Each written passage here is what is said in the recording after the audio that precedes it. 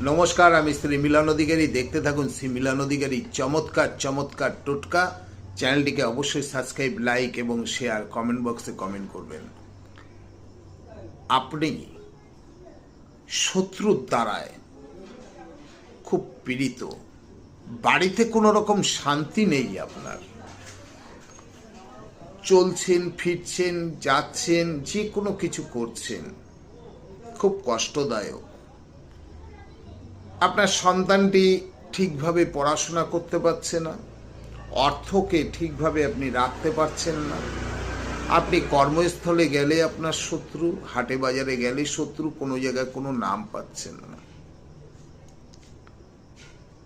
শিবরাত্রি আসছে, এই শিবরাত্রির শুভ সময়ে আপনি আপনার ভালো সময়টা নিয়ে আসতে পারেন।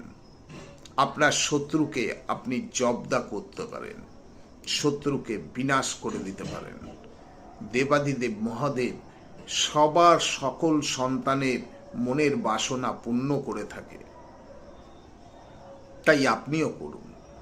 আপনিও ভালো থাকুন, সুস্থ থাকুন, এই কামনা সবসময় আমি করি। তাই বলছি, শিবরাত্রি প্রথম প্রহরে আপনি কি করবেন? দেবাদিদেব মহাদেবকে আখের রস দিয়ে ভালোভাবে স্নান করিয়ে দিন। স্নান করিয়ে একটি পান, তার উপরে হলুদের 3টে ফোঁটা শিবলিঙ্গের উপরে দিয়ে, তার উপরে একটি বিল্লপত্র দিয়ে চলে আসুন। আর যাবেন দ্বিতীয় প্রহর পার করে তৃতীয় প্রহরে আপনি একটি আকন্দ কাঁটা নেবেন, ধুতরা কাঁটা নেবেন, আর একটি আকন্দ ফুল নিয়ে ওই আকন্দ ফুলে তার নামটি লিখুন। ওই কাঁটার ওপরে সেই নামটি লিখুন, একটি সাদা কাগজের মধ্যে লিখে ওর মধ্যে আটকে দিন।